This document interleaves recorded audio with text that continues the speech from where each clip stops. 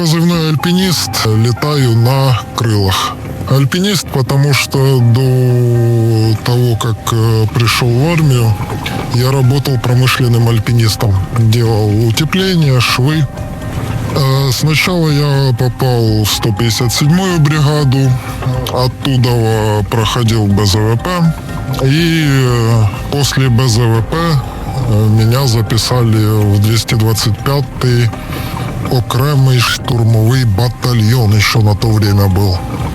Пошел в роту аэророзведки, так сказать, прошел обучение на первоначальное на беспилотнике, это на Мавике. И потом мне предложили пойти в крыло, я, естественно, согласился, мне это было интересно. И с тех пор уже чуть больше, чем 1,5 года я в крылах.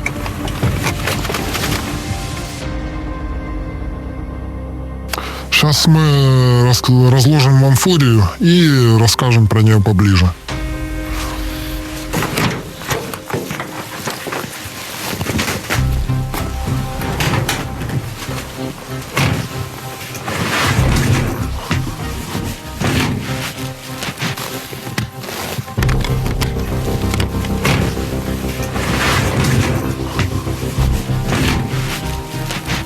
В общем, это борт «Фурия». Это, так сказать, первый летачок, с которого я начинал. Скажем так, из его сильных сторон он довольно крепкий. То есть садится он по парашютному, допустим, там же зимой земля мерзлая, земля твердая. И после каждого такого падения его просто пересобирают парашют, и он летит дальше. Данный борт больше пользуется популярностью у артиллеристов. То есть на «Фурии» очень хорошо можно корректировать арту. То есть на каждом летачке, на каждой камере есть так называемый оптический зум. То есть это зум, который он может себе позволить без потери качества.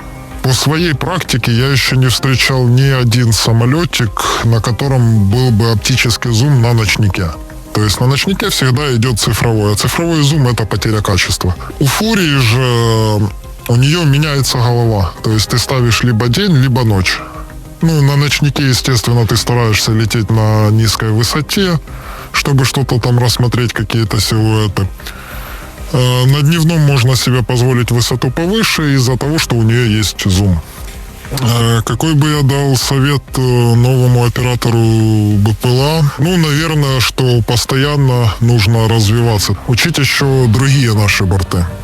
То есть есть довольно много бортов, которыми мы пользуемся. Но, во всяком случае, есть много групп взаимодействия, там, где пилоты общаются друг с другом. Ну, кто-то есть опытный пилот, кто-то не совсем опытный. Каждый делится своим опытом. Ну, и некоторые... Есть такие люди, которые летали, допустим, на той же «Фурии» еще с 2014 года. Поэтому, возможно, построю дальше тут свою карьеру. Ну, как бы тут я нужен, тут я полезен, скажем так. Поэтому я работаю здесь и дальше.